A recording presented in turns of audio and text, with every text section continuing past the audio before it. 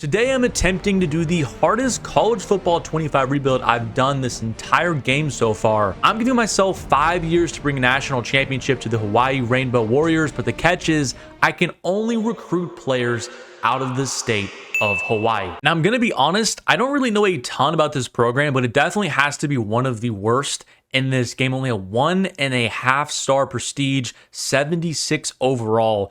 Definitely a lot of work to do. And the fact that we're only able to get players from our home state is kind of going to be a big disadvantage because I don't think there's going to be a huge overarching amount of prospects that we can go after. But taking a look at the last several years for this team, we had a really good season in 2019 going 10-5. I mean, really outside of that, it's been really rough sledding for the team in Hawaii. I mean, 5 wins, 6 wins, 3 wins, 5 wins last season. And I think so far in 2024, Hawaii is doing a little bit better. I think they're 2-3 to start this college football season, but we definitely want to have a lot more 10-win seasons and get back to being one of the better teams in the country. Here is our first look at our roster heading into year number 1. Our best player is Stephen McBride, but the issue is we already have a deal breaker with him, but he is a redshirt senior, so this is going to be his last year no matter what. We do have a senior quarterback in Braden Schrager, a strong safety on defense, and Peter Manuma. He's going to be our best player on that unit as well. So there's some decent players, but obviously not a roster that can contend and make the college football playoffs. And that's at least the minimum of what we're trying to accomplish within 5 years. And to make matters even worse, these are the prospects we have a chance to go after. And there's only 3 players inside the top 251 players in the nation, only 10 players that are a 3-star or better.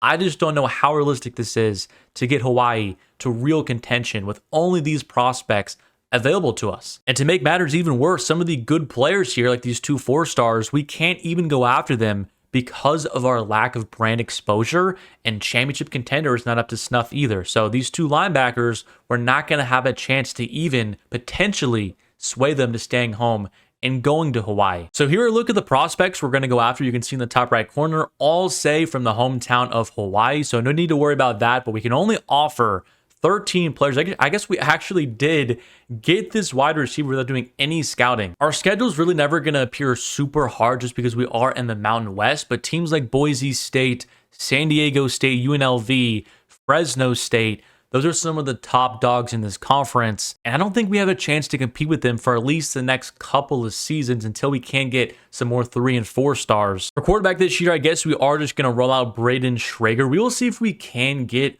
one of the top quarterback recruits that is in the state of Hawaii. I'm not exactly sure how that's going to go, but we do have this freshman quarterback and redshirt freshman. This guy is from the state of Hawaii, so I kind of want to start him over like Elijah. If we do go into next season, these are only our 2 options at the quarterback position, but I probably should learn how to say this guy's name. Sagapulute? I don't really know how to pronounce that, but he does have a lot better size and throwing attributes. So maybe this guy could be like the future of the program as he's still fairly young. In week number 1, we did take care of business, defeating FCSD's 34-6. So a good win for us. I think I do want to also hop into the game against UCLA, see what we can do. But look at Schrager, 334 yards and 4 touchdowns in his opening game for us this season. On the ground, we have Cam Barfield. He's our running back, 42 yards and get a ton of carries. Receiving wise, Pofeli Ashlock, he had himself a ball game.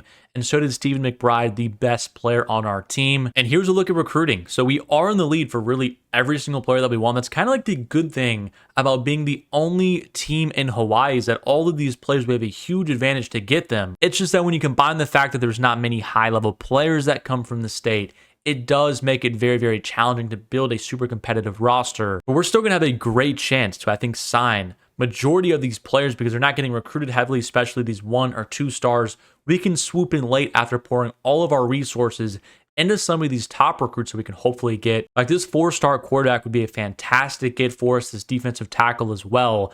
Really the only 2 4-stars that we can go after from the state of Hawaii. But here we go against UCLA. This is probably going to be our hardest game, maybe our hardest game of the regular season, and I think it's good to shout against a Power 4 team, and maybe this could help us with some big recruitment battles. And this is also my first time seeing Hawaii Stadium. It's actually not too bad. We're actually off to a lead, and I'm stepping in here on 3rd and 10. Our first look at this offense in Ashlock, our best receiver, and he's missed on the out route. But our defense so far is holding the Bruins to less than 30 yards a quarter and a half into this one. Again, on another key third down. I dump it off here, and it's going to be caught for the first down. Another broken tackle, and that's a huge pickup. I'm realizing that it's going to be so hard to pronounce all of these names throughout this video, but here's Barfield right up the middle, and he's definitely not too fast, but he's going to somehow barrel his way forward. We have a 14-point lead here early in this one. And now approaching halftime, UCLA wants to go for it because they kind of realize it's getting tough for them, and it's going to be an incomplete pass. We're taking over. I honestly can't believe what's going on. We're destroying UCLA. They only have like 50 yards in the entire game. But here we go with another key third down. I'm going to lob one up, and that wasn't even supposed to go to him, but he caught it. It's 4th and 4. Don't know how good our field goal kicker is, but this would be big to get us up 24-0 with almost 1 quarter left in this game, and I completely pushed it left. Well, UCLA is finally on the board, but now they have a 4th and 20, and this is pretty much the ball game if we can get them off the field here. The quarterback in the pocket is going to throw a check down, and that's just going to about do it here in Hawaii. And honestly, such a huge win for this program. I think it's definitely going to help us with recruiting and maybe even help with like our brand exposure. But man, taking down what's considered as like a Power 4 school is definitely massive. We've got ourselves our second, I guess, recruit of the video, Fetu Ojinaka, a left end from Kahuku, Hawaii. Welcome to the team. Our first 3-star of the video is just right outside linebacker, Sony Gooch from Honolulu. That's definitely a good get for us. And believe it or not, heading into our bye week, we are 4-0 with wins against Sam Houston, FCS Midwest, and now conference play begins. San Diego State, Boise State. These are not going to be too easy games to start off the Mountain West Conference play. Got ourselves another 3-star on the defensive line, Bruce Avant. So I think we're actually doing a fairly good job recruiting so far. But to start off conference play, we defeated San Diego State on the road 31-27. Our offense has just been potent all season long.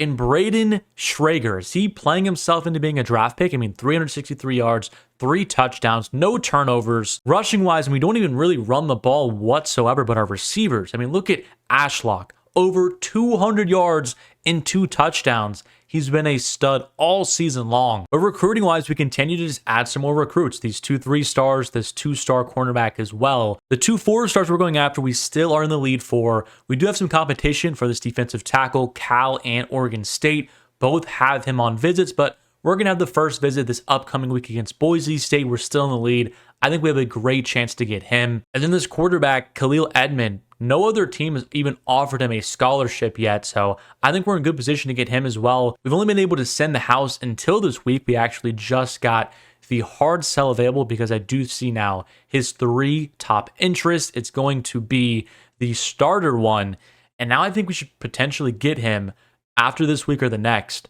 with this hard sell on him potentially. But a very important one tonight against Boise State and Ashton Jeanty. They're visiting us here in Hawaii. We have one of our only 4-star recruits here to watch this game.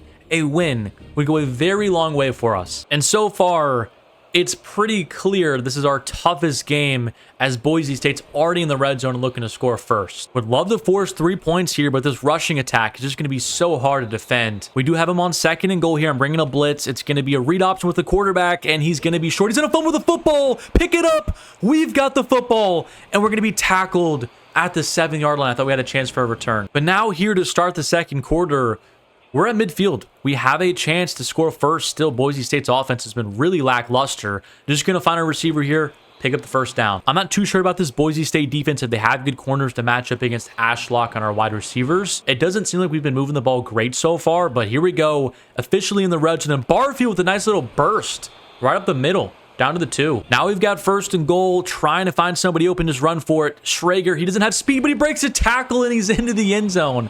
It's 7-0. I feel like I haven't even seen Jeanty yet get a carry. Is he like injured or something? And he's going to throw it right to my user. Taylor, what a play.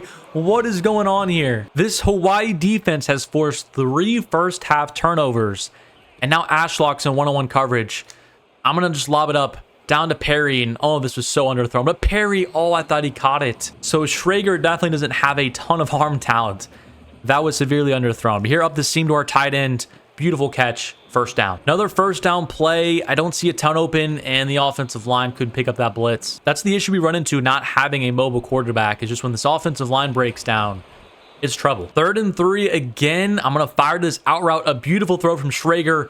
And how is his feet not in? I need a review on that. Like, there's no way he was not in here. Beautiful throw on the sideline. Oh, his toe might have been out. They gave us the first down. I thought maybe his big toe was on the white. But here we go again. 1st and 10. Beautiful throw across the middle of the field. Schrager just dicing the secondary up. Maybe I underplayed this senior quarterback a little bit because he's been really good for us this season. Ashlock, he's going to get us down to the 1. Another read option here. I'd like to hand this ball off. We do. Barfield, he's in. We're running away with the game. Boise State did finally get on the board, so it's 14-3, but another 3rd and 5 here. There's some pressure. Schrager just run for it. He's got the first down slide. Move the chains. With how Boise State's offense has been performing, a touchdown could potentially end the game here. So we need to take care of the ball, make sure we get some points. Across the field, it's going to be broken up. So we've got another 3rd down here. I really want 7 points, and we got it. Beautiful little schemed up route there. And it's 21-3. And Boise State is in big trouble here. Down 21, 4th and 8. Cross the middle of the field. He's going to fire to the end zone. How did my cornerback not pick that off? Hawaii. Somehow, back-to-back wins against San Diego State and Boise State. We moved to 6-0 on this season. We probably just locked up our first 4-star recruit.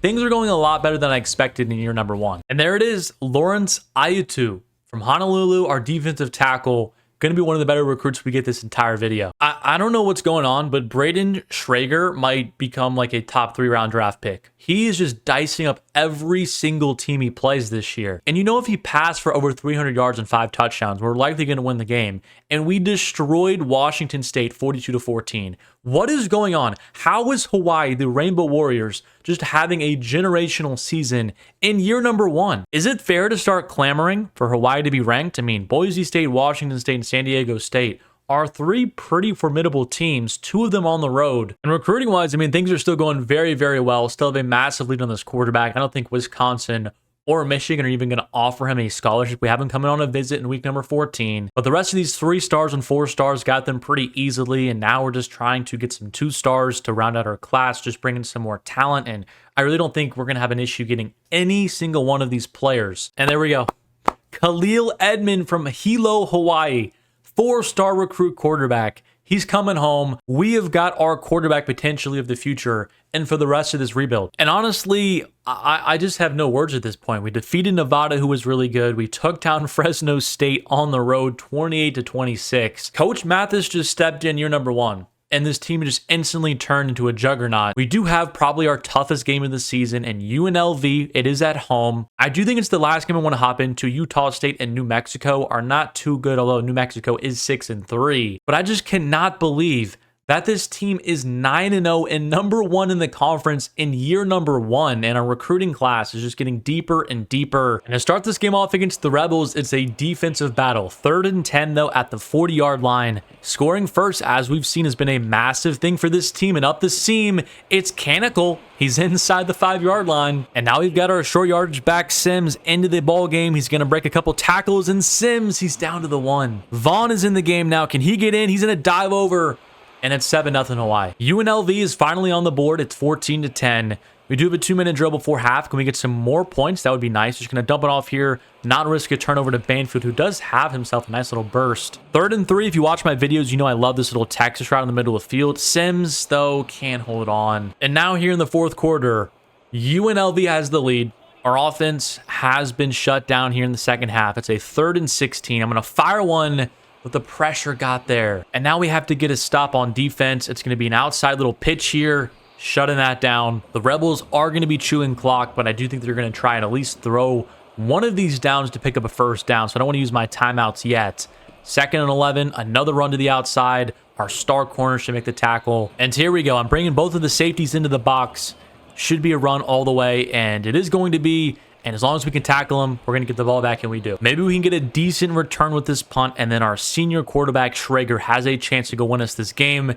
And here we go on the kickoff return. And oh my goodness, we're inside Rebels territory. Schrager, McBride, Ashlook, and Barfield All of our weaponry and offense, it's been dominant all season long, but the first play is going to be a sack. I'm just not super comfortable not having a quarterback who can move, and especially with this offensive line, it's definitely tough. But up the seam here, oh my goodness, I could have been picked off. We need to at least pick up some yards here to make it 4th and manageable. Beautiful catch from Sims, and Sims, he's going to get it to 4th and inches. I'm just going to try and hand it off to Sims here. And Sims, he does have the first down. Sims has some green grass, and Sims, he's inside the 15. We've got it inside a minute now. I put on shoe clock. It's now time for the walk-off touchdown to the tight end, but Schrager missed him. He can't believe it. I can't believe it. But now it's 3rd and 10. Schrager, just run. Does he have enough speed to get some yards here? Schrager, just don't fumble. Schrager's got us. 4th and 1. The smart play is to kick the field goal. I kind of forgot we only needed that to tie up the game. But we still have a timeout. It's 4th and a foot. Hand it off to Barfield, let our offensive line cook. And Barfield, he's going to be short. Oh my goodness. Nobody blocked the linebacker. And UNLV is going to escape with the win. But to end off the season, we did split against Utah State and New Mexico. And UNLV is ranked, so I have a feeling if we did somehow win that game, we probably were going to be ranked inside the top 25 in year number 1. But we're going to end this season 4th in the Mountain West, so I don't think we're going to make the conference championship game. I think if we did take down New Mexico, that would have been different. So kind of a disappointing end of this season, but definitely, I mean, 10 wins, that's a really, really good season. When I thought maybe 6 wins was our ceiling. And of course, our bowl game is going to be the Hawaii Bowl against Washington State, so kind of a boring matchup. But here's a look at early National Signing Day. We've officially 26 players signed, and I still feel like we're going to get these other 4 players. We probably don't even need this kicker or punter, but why not just bring them in, have them go through competition, and then move on from whoever, emerges as not the best player. Our class is ranked number 37 in the nation. I don't really think that's very accurate, though, just because we have so many 2-stars and 1-stars, it kind of inflates the numbers a little bit. Like, I would much rather have Wisconsin's recruiting class that has 8 4-stars and a 3-star. But here we go against Washington State. It would be cool to end this year off with a bowl win. Just make sure we have a nice accolade after winning 10 games. But there's really not much going on in this one. It's 7-3 in the second half. I was really just simming through, trying to find a moment to hop into. And this was the first one that they gave me. Really just nothing going on. But here in the flat to our running back, it's going to be caught by Barfield. He's in. It's 14-3. And in the 4th quarter, Washington State is still in this game. If they get a touchdown and a 2-point conversion, and their quarterback's going to fumble here. What a play from our defensive line. And theoretically, with chew clock, I think 2 first downs probably ends this game. So here's the first down play. Barfield going to fall forward for 5 yards. We are in field goal range, though, so no need to stress about really not picking this up, but I thought we got it. We're not. And coach wants to go for this, so we're going to do it. 4th and 1, up the middle, and just like the UNLV game, we're stuffed. And now our defense, which has been a pretty good unit all year, has to step up big again if we do want a bull win. 1st and 10 play. Musering Taylor. He's going to fire to the middle of the field. I was just a second late. And they're already across midfield. 1 turnover would be huge. Our defensive line can't get home, and they're going to bomb us deep, and they're inside the 10 just like that. Beautiful throw from their quarterback. I don't know where that's been all game long. He has not been dicing up our defense. But again, 1st and 10. I'm bringing a blitz here, across the middle of the field, and they're going to get an easy touchdown just like that. And they did also get themselves the 2-point conversion. So our senior quarterback, Schrager, has to bring us down. The first play was a sack, but here we go with a huge conversion. Timeout. Our field goal kicker is definitely not too good, so we probably need another 40 or 50 yards to get in range. But again, an lob went up to the middle of the field, and that could be picked off, and it is. Schrager had pressure and just airmailed that one, and now we have to play defense again. We do have them to 3rd and 14 here, but they're still somewhat in field goal range if they pick up like 5 yards, but their quarterback's actually going to take a sack. We've got the ball first, so a touchdown is much needed to just kind of take some pressure off. Schrager not going to risk a throw. Just run for it, and he's going to pick up the first down. Luckily, he didn't fumble. And now here at the 2, I'm just going to run it every single time. Here is Vaughn, but he's down to the 1. It's 3rd and goal. Looks like we have a little bit lighter of a box here. Right up the middle again, and Garfield's in. And I guess that does it. I thought we got the ball first. We did not. And it's 20-14. We're going to win ourselves a bowl game in year number 1, the Hawaii Bowl. What a win for us, and what a season. 11 wins in year number 1. It looks like Liberty was the non-Power 4 team to make the college football playoffs. So they're going to be kind of our competition, I feel like, for majority of this rebuild. We do end the season as the number 22 ranked team in the country, which I guess is a pretty cool notch to have on our belt. But here are all the players that are going to be leaving: a ton of graduates, including our best wide receiver, our quarterback as well, who was really, really good for us this year. So I think next year we could take a slight step back from 11 wins. But first, we're going to try and get back these 3 players: a 78 overall defensive lineman. He's not going to come back, which kind of sucks. Tylan Hines, a running back. Will he come back? He will, which is big for us. And Kanakle, will he come back? A junior wide receiver? He will. So we're going to get 2 of these players back. I wish we could have gotten this 78 overall defensive lineman, but hey, we do at least have some good recruits coming in on the defensive line. Nobody on our team did get drafted, but we are up to a 2-star in prestige, which is kind of cool. I did not check the stats, and I mean, looking at it, I mean, Braden Schrager had an amazing season: 3,800 yards, 38 touchdowns, and 7 interceptions. Rushing wise, and we don't run the ball like at all, but receiving wise, I mean, it was spread out a lot between these top 4 receivers. Even our tight end had a decent season. Defensively, we had a good amount of sacks, actually. Kuau Piofa from Hawaii actually had 8 sacks, led us, which is pretty cool. Interceptions wise, 4 for Cam Stone, who did play his last season for us last year. That definitely hurts, but 2 picks for Logan Taylor, 2 for JoJo Forrest, and another 2 for Peter Manuma. So, I mean, we had a pretty good defense last year. And unfortunately, in the transfer portal, there's only 2 players, but they both have deal breakers with us, so we can't improve our secondary or our linebacking core. Hopefully in the future that does change. We officially signed 30 players, and all 30 players that we did have to go after from the state of Hawaii. Let's see what we are ranked. I don't think it's going to be 37. I think where we were previously. So we're going to find ourselves at number, we're still going, okay, so at number 79. Yeah, so we fell off a pretty decent amount. Here was a look at our trending results heading into year number 2. I mean, we are a 77 overall, so slightly better than we were last year. I think the peak we're probably going to reach is like maybe an 85 if we can't get some better recruits. I'm pouring all of my coaching points into Motivator to try and get these guys some boost in the offseason. We do have an interesting decision to make regarding quarterback. We have 2 sophomores, but also that freshman quarterback.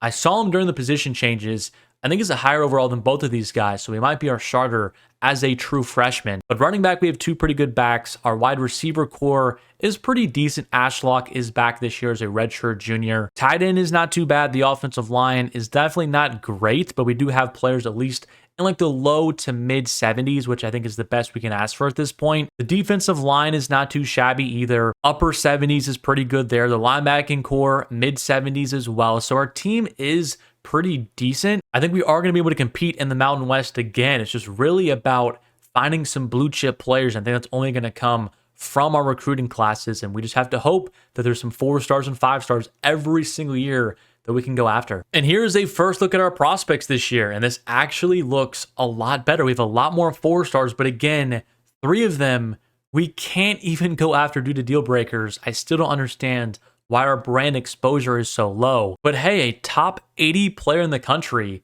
really wants to come to our school. That's awesome. And even these 2 other 4 stars, there's a lot more 3 stars this year as well. Pretty good pipeline from Hawaii this year, I'm going to be honest. Our schedule this year is harder, but I did it that way to really see where this program is at heading into year number 2. I mean, Stanford, Arizona, Iowa State as our out-of-conference games.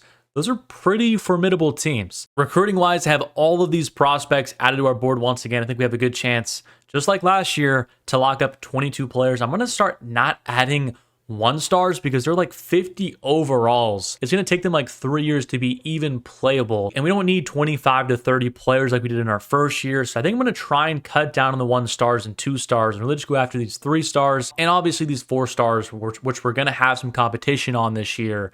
Like this defensive tackle, I mean, USC, Oregon, all these teams have some interest in them. I have decided that our freshman quarterback in Khalil Edmond is going to be our starter this year. 6'4", 202, field general tendency. He looks pretty decent, 77 speed, 93 throw power. I don't know how good he's going to get come like his senior year. Could he get to like an 82, 83, low 80s? I don't think he's going to be like a Heisman Trophy winner or like a superstar or anything, but definitely an above average quarterback, which could be good enough to maybe get us into national championship consideration. And as I was saying with these out-of-conference games, it's going to be a lot harder this year to win 10-plus games. Stanford, 33-19, took us down fairly easily. Our freshman quarterback in his first ever start had 3 interceptions, 4 sacks.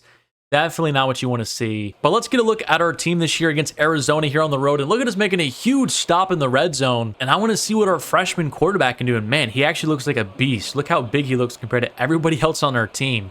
We do have some decent wide receivers, but I don't know how our offensive line's going to do this year as I kind of walk into a sack there and fumble. Definitely not great, but here we go on 2nd and 15. Probably need to rely on the run a little bit more this year as Hines is going to break a tackle. Edmond kind of looks like CJ Stroud a little bit. Same number, same type of drip a little bit. But again, just nobody open. I have to take a sack. I think it's going to be a struggle for us all year long to move the ball with a young quarterback and how our offensive line is. But here we go on the read option. Their quarterback's going to get it, trying to make him fumble. They're inside the 20. Noah Fafita is here. I think he's actually, if I'm not mistaken, from Hawaii. We need a player like him to come out, like a 5-star quarterback. That'd be awesome. But here we go again up the middle. It's 3rd and 2. Gonna run commit up the middle. Hopefully they do it again, and they do. Huge hit, and it's 4th down. Our defense keeps holding. It's just about if our offense can get something going. The Wildcats gonna line up the field goal. It's good, 3-0. With less than a minute and a half to go in this first half, we did actually cut into the lead a little bit. It's 7-10. Edmond looks like he's settling in a little bit, and look at that. Our wide receiver beat the press coverage, and Edmond overthrew him. Ashlock had that receiver absolutely torched and just missed him. I'm going to fire it to him again on this little comeback route. This time he's going to hold on, though. Beautiful. Another 1st and 10 play, and I'm going to fire this out route, though. Beautiful coverage, but what a throw. There's no... Oh, he dropped it. I was like, there's no way he didn't get his feet in. What a throw, though, from Edmond there. And this little Texas route should have been open. I should have thrown it. And now it's 3rd and 10. I'm going to try and dump off this little running back screen here to Hines, but he's going nowhere. We have to punt. And to start the second half, Arizona's on the move again. It's going to be tough to come back from double digits, so it's a huge point of emphasis for our defense to get a stop, and that's not going to happen. I think early on in the season, we are seeing how hard this is going to be, especially with the true freshman quarterback. Going to dump it off here to Hines to pick up the 1st down at least. But Edmond doesn't even have over 100 yards passing. He has an interception as well. Things are just not going super good for us. But here I'm going to dump it off, and it's going to be dropped. 2nd and 10 play, slammer out middle of the field. Going to be held on to for another 1st. And inside the red zone now, just need to be smart with the ball, dumping it off to the running back again. Hines is going nowhere. 2nd and 8, going to fire up the seam, and it's going to be underthrown and picked off. We're playing for pride at this point. I do want to get our freshman quarterback a touchdown. We'll see if we can do it here, but I mean, this pressure. This has been a pretty eye-opening first 2 out-of-conference games. We're just not even close to being on the level of, like, Arizona. But here on this little post route, going to fire to our tight end, and he can't hold on. 3rd and 17, going to try and fire to our star wide receiver. He actually has some space there, and Ashlock is going to pick up the 1st down. I really hope he comes back for his senior year, because right now he's the only answer that can beat man-on-man coverage. Ashlock again, the offensive line. They're getting our freshman quarterback killed. They can't hold up for more than 2 seconds here. And again, I'm just going to lob one up to the end zone, hit as I throw. And now it's 4th and 10, trying to make something happen, lob it in the middle of the field, and Ashlock's going to drop it, and that's going to do it. But after a pretty rough start against Stanford and Arizona, who are both actually now ranked, we defeated Sam Houston. We took down Iowa State, our last out-of-conference game, which is actually a pretty decent win. We had ourselves 2 bye weeks, and now conference play begins against Utah State, who is 3-1. Honestly, not the worst start for us. I mean, we are still en route to have ourselves another bowl game. It's really just about how good we can do in our conference again. I think we are ranked like as the 38th best team in the nation currently. So if we rattle off a few wins, we could find ourselves being ranked again as we get into the heart of conference play, just depending on how well things go. And recruiting-wise, things are going pretty okay. We do have this 4-star defensive tackle coming in on a visit. The issue, though, is that visit is during a bye week, so we're not going to get any crazy boost from wanting to come to our school. I just did not want to have one after USC because I just feel like if he goes to that visit in week number 10, we're probably not going to get him. This free safety as well, and Eric Azuma, he has a lot of other good schools going after him as well, like USC. We do have a visit scheduled, but it is going to be after USC, so I'm a little bit worried about him as well. But I really do want these 2 gem prospects who'd be huge players for our defense in the future. In the meantime, we did get ourselves our first 4-star recruit of this season in Manu Miles from Honolulu, a right guard, definitely helping us out in the trenches. And there it is. After our bye week visit, defensive tackle Vili Maui, I really just don't know how to pronounce his name, A 4-star defensive tackle. We got him to sign with us. That is a huge get, out recruiting USC. And really the only other top recruit we haven't signed yet is this free safety. And Cal did jump us with their week 7 visit. The good news is they haven't locked him up yet, but the bad news is we don't even have him coming on a visit until week number 11. So I have a feeling we might miss out on our first prospect from the state of Hawaii. But we're off to a good start in conference play. 2-0, Utah State, Colorado State, 2 fairly good wins for us, one of them on the road. We're up to an 80 overall offense. I think our freshman quarterback is getting a little bit more comfortable in our system, and our offense is performing pretty well. But with this free safety, it did play out the way that I feared. Eric Uzuma, a 4-star gem safety from Hawaii, is going to go to Cal. That definitely sucks to miss out on. But the good news is we're still going to get so many other 3-stars and a couple of 4-stars again. We did unfortunately fall 41-24 against UNLV on the road. Definitely our worst loss of the season. And it looks like we played 3 quarterbacks in this game due to injury. So Khalil Edmond, our true freshman, must have gotten banged up, I feel like, at the end of last game because he didn't even take a snap in this one. So he has a dislocated ankle, which is going to be 9 weeks. So he's probably going to be out for the season.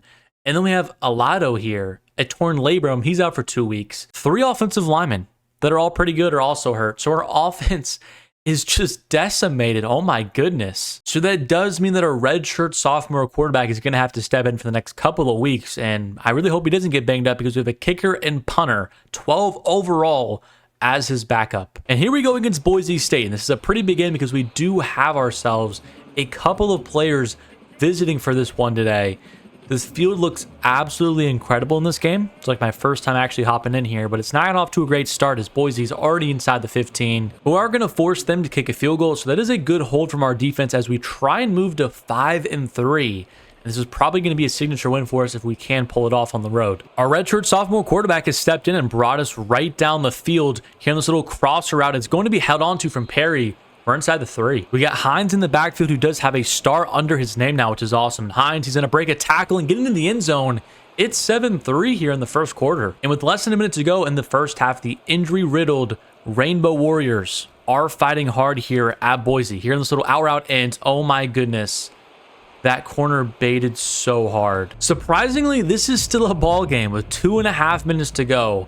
We're only down by 2 points. A field goal down the field wins it, and this first play, I don't see anything open, and I have to take a sack. Not an ideal first down play, but here in this little out route, hit again, it's incomplete. And just like that, it's going to take a miracle to pick up this first down. But here's our tight end actually wide open, and he dropped it. Coach is saying go for it, but that just makes no sense. We still have all 3 timeouts, so we're going to punt this deep, and hopefully we can make a stop on defense.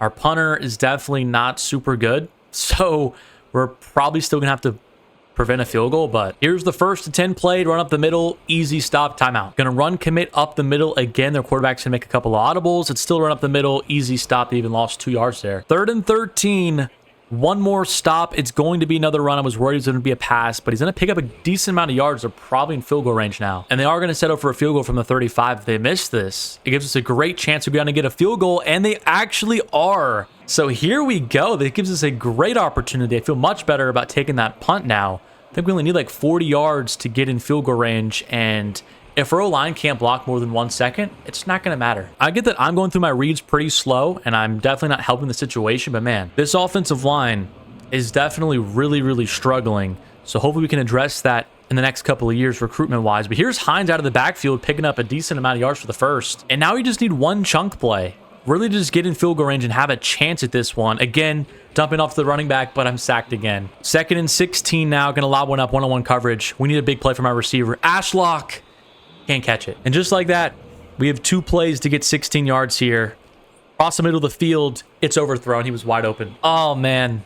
That one hurts. I feel like our true freshman quarterback makes that pass.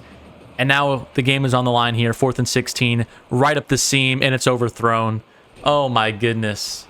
What a devastating end. And the rest of the season hasn't gone super well either. I just went ahead and simmed the Wyoming, San Diego State, and San Jose State game. And we went 1-2 with a blowout loss to Wyoming, who is not good. They're 3-8. They're technically worse than us. They destroyed us. Had a good win against San Diego State by 2 touchdowns, but then losing to San Jose State on the road, who again is not a good team with bowl eligibility on the line.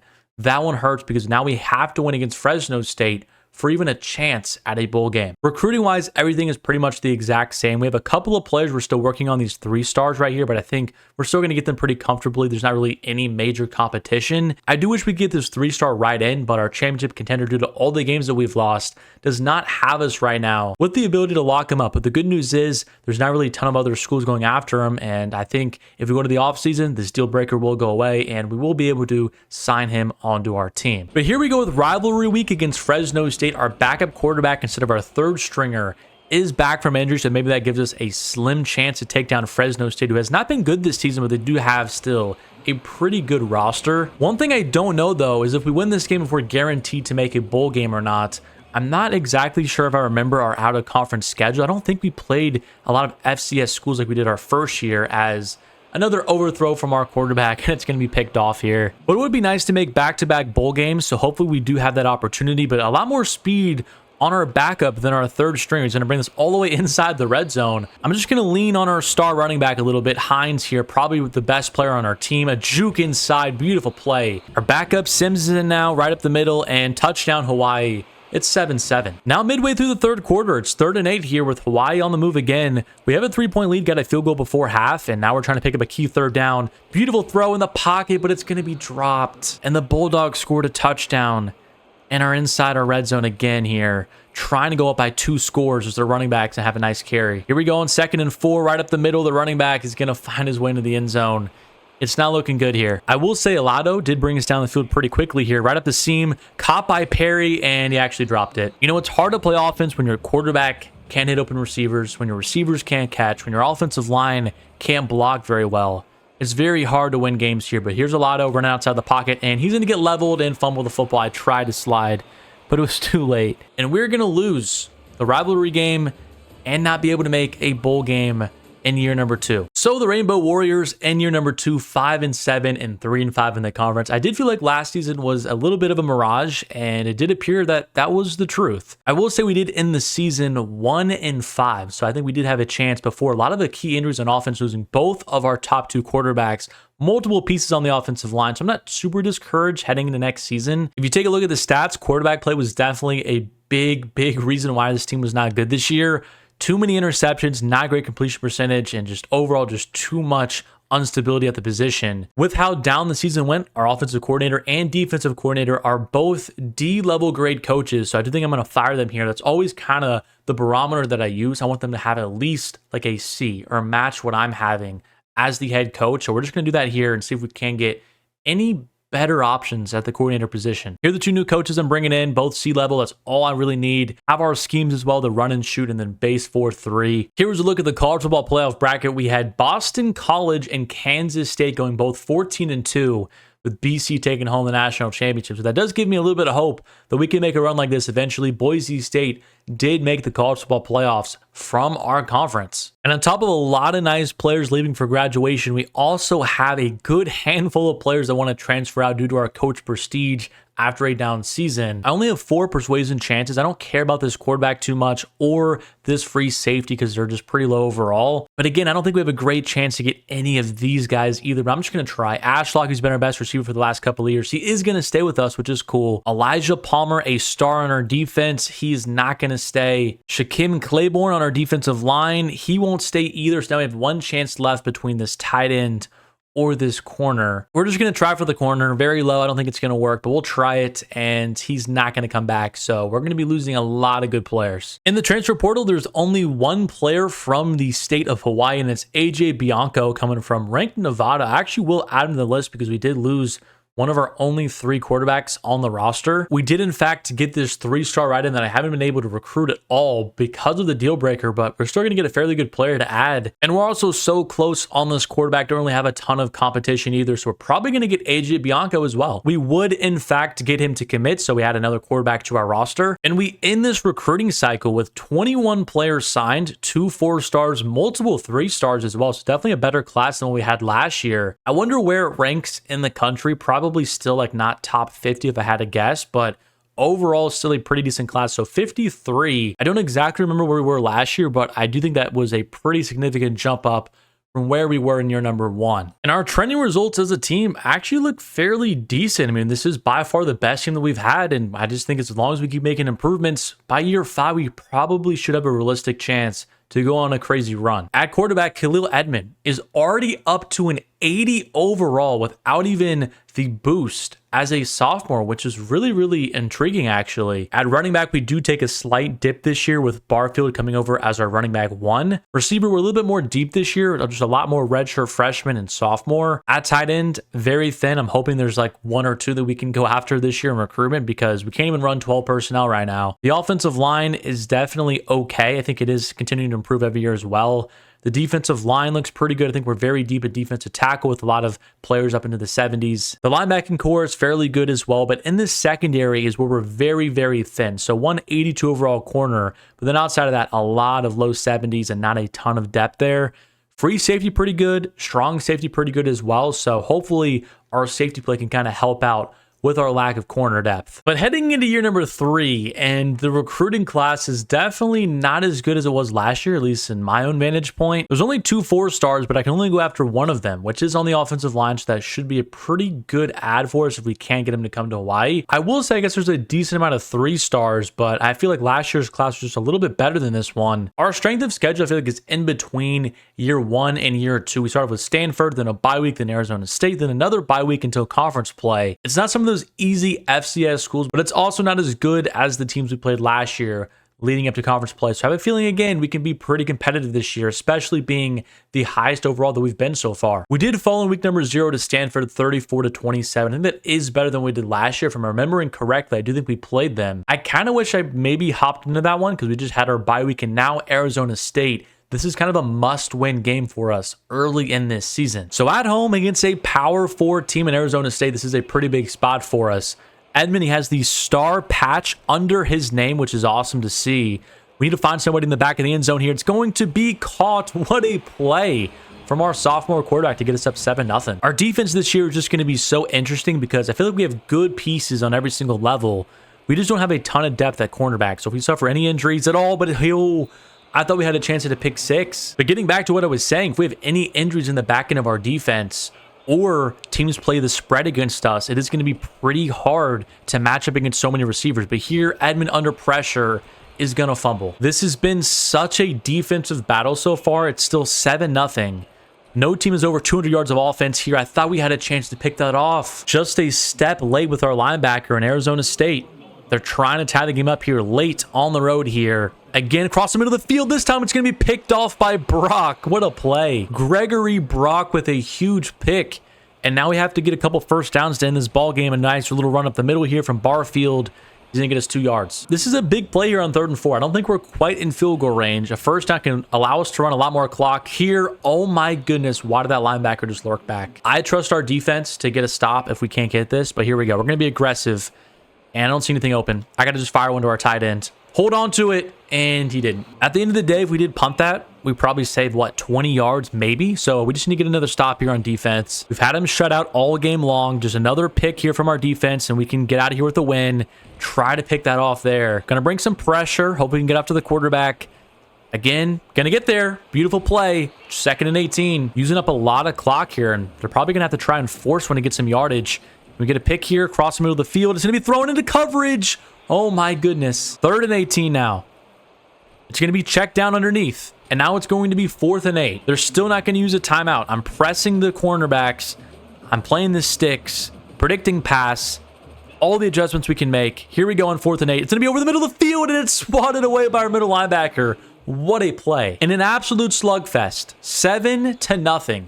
We're going to take down Arizona State and kind of keep our postseason hopes alive the rest of the season. And taking a quick look at recruiting, we're still doing a fairly good job. I mean, we just have such a huge advantage after all of these recruits that are from the state of Hawaii. Unfortunately, no tight ends a part of this class, so I don't think we're going to be able to have a true tight end next year since our guy is a true senior. I won't lie to you, after that Arizona State win, I wanted to see how this team was going to perform in the early stage of conference play, and it's been pretty rough. We did lose a close one to New Mexico and UNLV back-to-back weeks. We did take down Air Force, but then lost to Texas State on the road by 2 touchdowns. We did just take down Nevada, who was ranked in the preseason poll, but are 3-4 this year. But again, we're having a pretty mid-season, which is a little bit disappointing because I wanted to see us have a slight jump that kind of matched our overall increase. But we still have a good bulk of teams left to play, like Fresno State, Boise State. I think I do want to hop into at least 1 or 2 of those games. But usually when I make these videos and things are not going super well, I don't really want to show just so much footage about a pretty mid-year. I kind of just like to summarize it up as quickly as I can and not waste too much time. But the number 1 player we're going after, this right tackle, we do have him coming on a visit in just a couple of weeks. I think we have a great chance to get him a huge advantage over USC and Cal. These other 3-star recruits, we've already got them to sign. A couple more 3-stars we're still trying to close in on, but I'm not really even pouring too many resources into them because we still just don't really have a ton of competition. So again, our recruiting class really shouldn't have any problem at all getting every single player we added to our board. But this is another pretty big one here on the road against Fresno State. I want to take them down. We've been having some issues with them, especially last year, and now we have our quarterback back and up the seam here, wide open to our wide receiver. I'm glad I saw that last moment. It's 7-0 Hawaii early. But overall wise, we were right there with Fresno State. I think our offense is actually better than theirs, at least on paper, but look at that beautiful play design, and he's going to get crushed. But we are getting there with recruitment and development in the offseason. I think actually next year, we should probably be the highest overall team in our conference. I mean, I don't think an 85 overall is out of the realm of possibility. And then if we recruit well again and develop well, I think heading into our last season of trying this rebuild, we should have ourselves a pretty good enough team to win a natty. But first, we got to beat the Bulldogs on the road. Here's the 1st and goal play. The quarterback's under pressure. He's just going to fire it out of bounds. The 2nd and goal play, another blitz I'm bringing here. We're actually going to get him this time, and they're going to use a timeout. Now 3rd and goal, we're just playing the end zone, and that's going to be short. Just tackle him in bounds, timeout. We've now jumped forward to the end of the 3rd quarter, and once again, Fresno State is on the move, and they actually have the lead in this game now. There's been like no moments for me to hop into. I don't know what's been happening with our offense, but it's been shut down here in this second half. A nice little RPO here, broken up from our corner. Great play. So we need another stop on 3rd down to keep it only a 4-point ball game, and firing to the end zone, swatted away. Great play again from our defense. But our offense must have went 3 now or had another turnover, because now they have a 3rd and 6 here, and they held on to that. I really don't know what's been happening to our offense. I mean, it's been non-existent in this second half, and you just cannot win games when you're scoring 14 points to running back again, trying to pick up a few yards. But here we go, 3rd and 7. One more stop for at least a chance in this ball game. It's going to be a pass, and our corner got torched. A disappointing game. We're going to fall to 3-5 on the year. And yet another season is slipping away from us. We only have 2.5 years left of this challenge. We did, though, get the best player on our board, this 4-star right tackle. I went ahead and just sent him to the end of the season, and we did finish 5-7. Just another back-to-back, pretty disappointing year. We had losses to Utah State and Boise State after our pretty impressive win on the road against San Diego State. Ended the season with a win against UMass, but 1 game short of another bowl game. With only 2 years left in this challenge, we have to take a big step next year to make sure in year number 5 we have at least a chance to make the college football playoffs. Our new coordinators are worse than the 2 previous ones we had. This guy's already down to an F prestige, and this guy's a D+. That is just unacceptable. Stats for the season, Khalil Edmond actually had a pretty decent year. 3,300 yards, 28 touchdowns to 10 picks. On the ground, actually, Barfield might have had the most carries I've seen from a back in this offense. 545 yards and 3 touchdowns. Receiving, Alex Perry, a redshirt senior from Port Charlotte, Florida, who's not going to be on the team next year, had over 1,000 yards and 10 touchdowns. Ashlock, his last year as well. Sacks-wise, I feel like we did have a little bit more this year. Our true freshman defensive tackle had 5. Picks-wise, not a ton. I was worried about our secondary, and it does look like it was not too great this year. And here's a look at the college football playoff bracket. We had LSU against Alabama, with Bama taking home another national championship. But we have a lot of good talent leaving this year. And then when you go to the transfers as well, I mean, oh my goodness. We're going to be losing like some of our best young players. And we don't even have a chance to get any of these players back. None persuasion chance. And we can't even, like this true freshman who killed it for us last year, he's just not coming back. We did have our first player drafted in Pofili Ashlock in the 3rd round. He's an 89 overall. I guess that's a pretty nice notch to have for our program. And the only 3 players in the transfer portal that we would even have a chance to go after are literally from our school. So yeah, not going to be getting any recruits this year in the transfer portal. We have officially reached National Signing Day, and we will see how good our class is this year. And we are actually ranked we're still going, We are still going. We're number 87 this year. Wow. I will say, I am pretty excited about the development of our roster. We're up to an 85 overall across the board. This is definitely going to be one of the best teams in the Mountain West. Khalil Edmond. I thought maybe his peak was going to be like an 82, 83 overall. He's up to an 87 with an 89 boost. He's emerged as a really, really good player. We have a lot of players in the trenches as well. I mean, multiple pass rushers and offensive linemen. And this year's prospects are okay. Again, just a couple of 4-stars. We can't even go after the second best one, this left guard. But again, how are we in year 4? There's not one 5-star to come from Hawaii. That definitely sucks. And our schedule this year is actually pretty easy. FCS Southeast, New Mexico State, Buffalo, and then UCLA are our 4 out-of-conference games. We really should go 4-0 here, at least 3-1 with wins against these first 3 teams, and then have, you know, a pretty tough game against UCLA, but at home. And then again, our conference. Nobody is ranked this year to start the season. I just don't think we should have really any problem with any of these teams this year. I don't think any of them are going to have our talent 85 overall across the board. I just don't see how that's realistic at all. And with next season being our last year, really recruiting wise this year, I just want to try and find some players that can have an impact for our last season in year number 5. And these 4-stars, I think, can. A couple of these 3-stars maybe as well. But I really want this Jim right end because he looks like an absolute stud, but USC is making a pretty tough push for him. And because of how thin we are at tight end and wide receiver, I had to add a couple of the 1-stars as well. So Kevin Dale, he might actually be like our starting tight end next year if we can't find a better replacement. There's just not a ton of wide receivers or tight ends that are from the state of Hawaii. And I tell you what, through the first 3 weeks, we're doing exactly what I wanted us to do. Just taking care of business. FCS Southeast blew them out. New Mexico State, kind of a closer game, but took care of business. And then against Buffalo, 35-14, just throttled them at home. Recruiting-wise, things aren't as smooth as they have been in the past. I mean, I feel like this top player for us from Hawaii is not likely to go to our school. We are second, but USC has him on a visit in a couple of weeks. I guess we can schedule him for the San Jose State game, put in proximity to home, and that should be good, actually. If we win that game, we should probably actually get him to sign with us. The rest of these prospects, though, again, not really a huge concern. I think most of these guys we are going to get. And shout out to the boys for having a close win against 0-3 UCLA, 10-3, a lot more close than I would have liked. But Khalil Edmond, 218 yards, a touchdown, no turnovers, but took 4 sacks still. But now we reach the heart of conference play, and of course, San Jose State is no longer ranked. And we also did miss out on Talia Wood. He went to USC before our visit, which definitely sucks. He's one of the best prospects that we've seen so far this entire video. But these 2 other 4-stars were very close to locking up. The other 3-stars, we've had a couple of them sign already. And here we go against San Jose State. This is really the first look at our offense and team this year.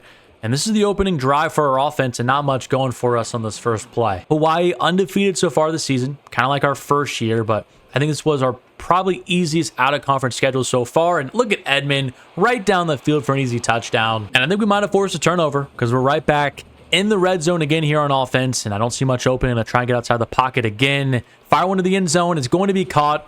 I don't even know what that cornerback is doing, but Burr caught it. It's 14-0. Now here at the end of the third quarter, really not much has changed whatsoever. San Jose State did get themselves on the board, but we have a chance here to make it 21-3 entering the fourth, and a beautiful diving catch to get us inside the 5. Might just do 3 straight runs here. Maybe even 4. Just right up the middle. Here's Boyd. He's only going to pick up 2 yards. A touchdown here with how our defense has been playing.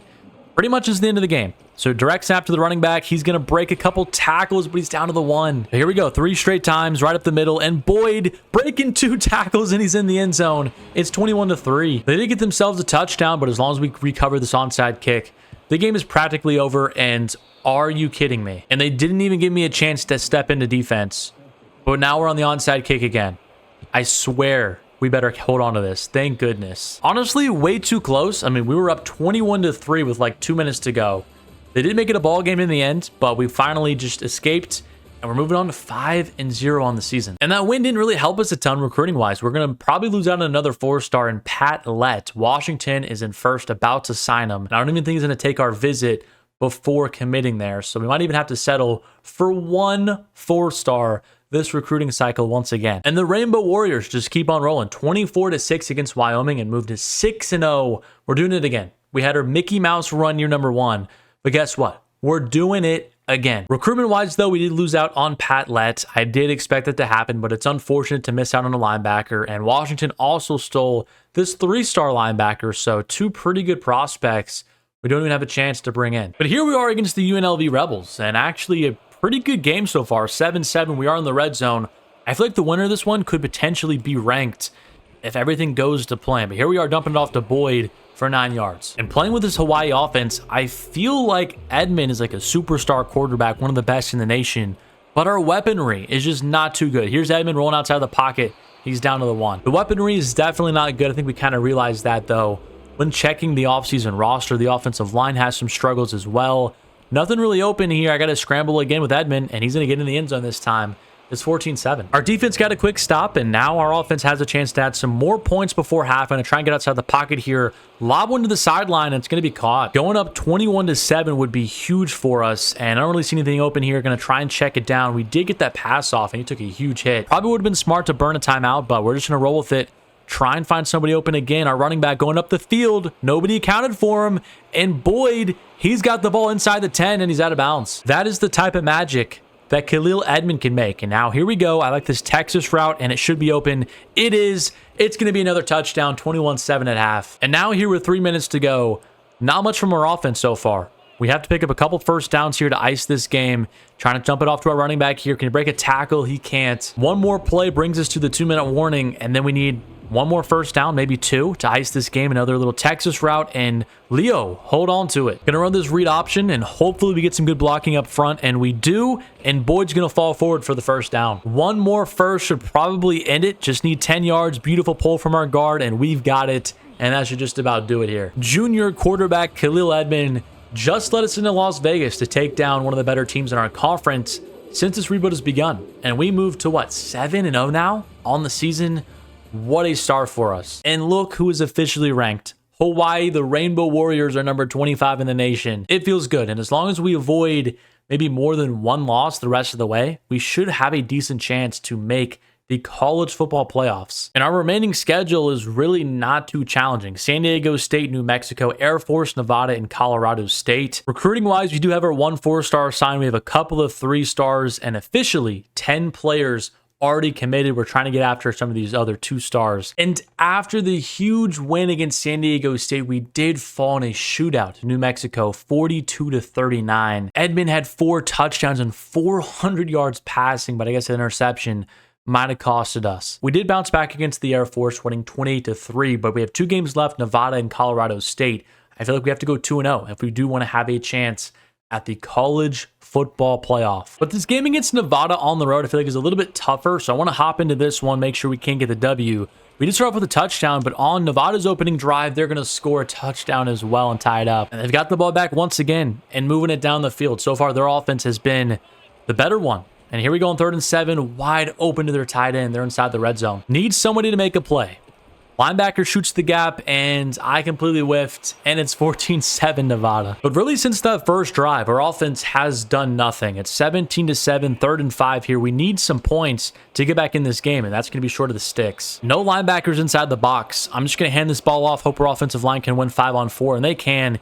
Easy first. We would capitalize with a touchdown, but here comes Nevada now, already back in the red zone. We have to get a stop on defense, or we're going to lose this game.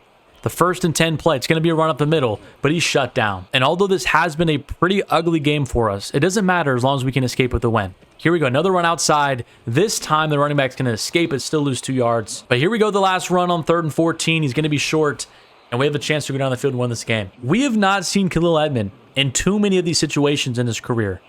Down late with a chance to go win it, and here is the first down play. Edmond rolling out, so much green grass, just don't fumble the football. And we're already inside the 30. With our lack of weaponry outside, he's going to have to make some things happen. Pass rush getting to us, just going to dump it off to the running back, and Boyd picks up 7. 2nd and 3 now, looking across the middle of the field. It's going to be caught again. Another first down inside the 15. Where's this offense been all day long? We're finally getting some things rolling here. Inside a minute to go. Edmond, he's going to snap the football. Looking, can't find anything open. And he's going to actually take a sack and fumble it. Used our last time out. It's now 2nd and 13. Still nothing. Edmond, plenty of green grass. He's going to get outside, take a big hit, but it's 3rd and 4. We got to go no huddle here. Going to try and hit this crosser across the middle of the field. Nothing open. Trying to find the guy in the flat. He could not even get the pass off. And here we go. They're stacking the box. A little gutsy call here. I'm going to run a halfback screen. Get it off to Boyd. He's got plenty of green grass. Boyd is in the end zone.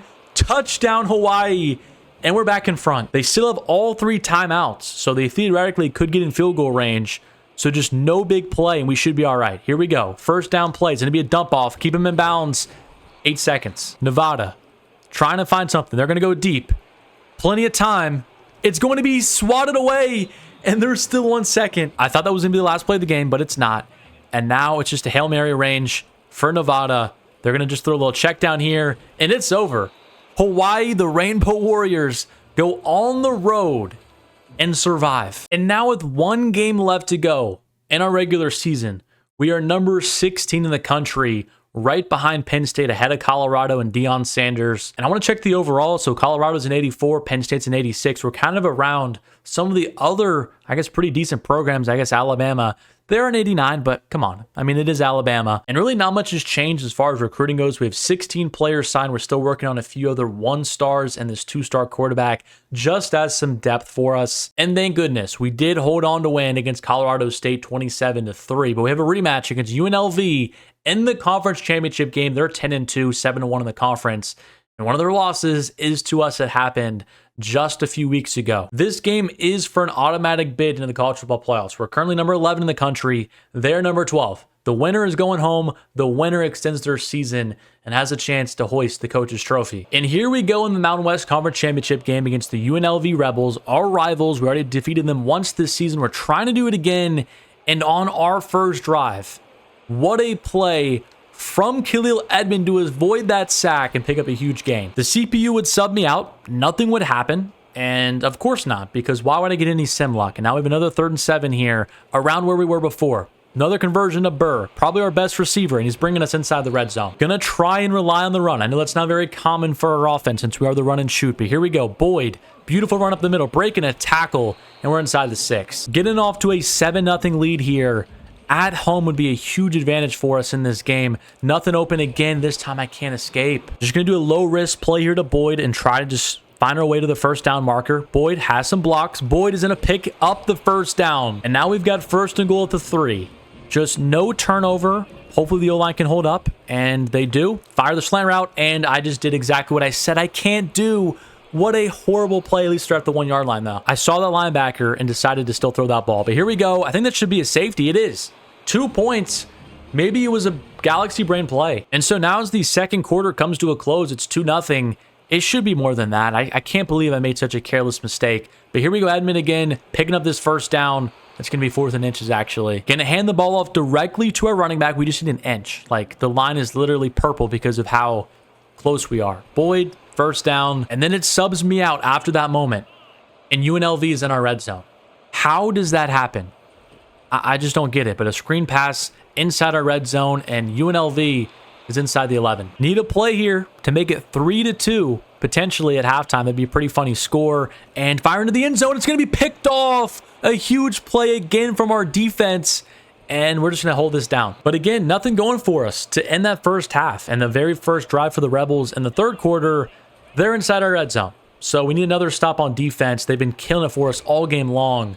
Our offense needs to do something. Rand came in up the middle, and that was a beautiful call because now it's going to be 3rd and 5. One more play here to get a stop, force a field goal. It's going to be a hit, and he's going to be incomplete. 4th and 5. We're going to hold him to 3, but we need to get something going offensively or it doesn't matter. We could literally lose this game 3-2 if Khalil Edmond and this offense cannot go down the field and score a touchdown.